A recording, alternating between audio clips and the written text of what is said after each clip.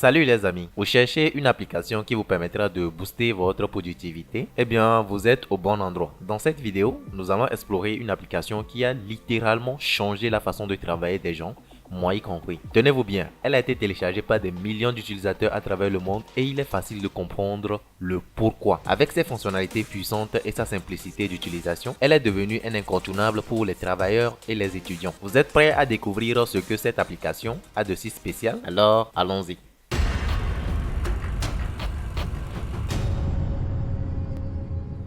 Cette application, c'est tout simplement Bing. Il est bien sûr disponible sur PC et pour y accéder, c'est assez simple. Tout ce que vous avez à faire, c'est de cliquer sur la barre de recherche de votre Windows. Il y a un petit point bleu qui se trouvera juste ici. Donc tout ce que vous avez à faire, c'est de cliquer dessus et ça vous conduira automatiquement sur le site en question. Bien sûr, si c'est votre première fois, il vous demandera quelques configurations préalables, mais ne vous inquiétez pas, c'est quelques petits détails. Ah oui, n'oubliez pas de vous abonner et de cliquer sur la cloche de notification. Bien, sans plus tarder, commençons. Une fois sur votre smartphone, vous aurez juste à aller dans Google Play, taper dans la barre de recherche Bing.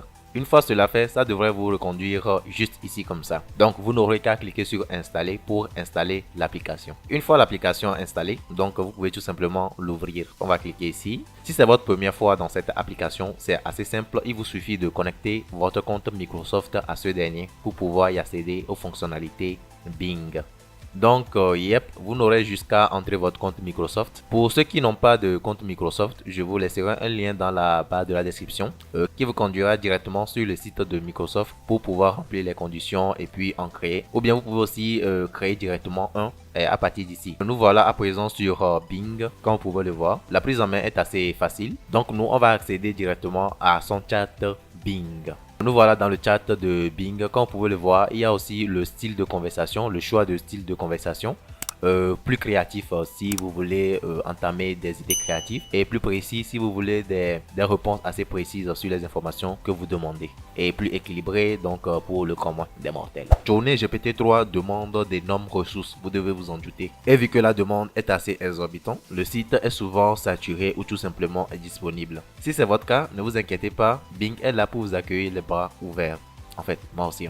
Attaquant l'option saisie et vocale. Perso, moi je vous conseille d'utiliser l'option saisie lorsque vous avez des tâches assez précises à réaliser. Et pour ce qui est du vocal, je vous le conseille quand vous avez des demandes assez légères à faire. Bref, quand je vais dire léger, je vais dire assez simple. Donc retenez déjà que l'option vocale n'est pas assez parfaite, mais toutefois elle est assez utile. Le petit bémol de Bing, je dirais tout simplement que c'est la limite de réponse qui est limitée à 20. Bien sûr, vous n'avez pas à vous inquiéter. Lorsque cela vous arrive, donc vous aurez jusqu'à cliquer sur le balai magique qui est là-bas. Donc pour actualiser tout simplement votre discussion.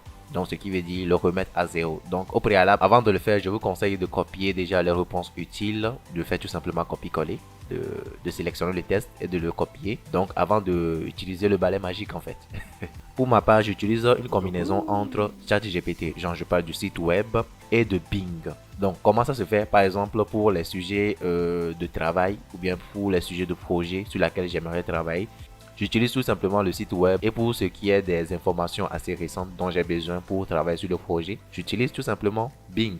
Donc comme vous pouvez le constater, c'est une combinaison assez intéressante donc, que je vous conseille d'utiliser.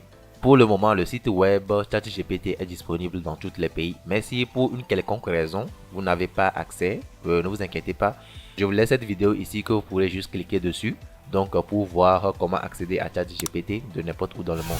Et ben, nous voici à la fin de cette vidéo. Et encore une fois, merci d'avoir suivi la vidéo jusqu'à la fin. N'oubliez pas, les commentaires existent toujours. Au cas où vous avez des difficultés ou bien vous avez eu des problèmes lors de la création de votre compte. Encore une fois, merci.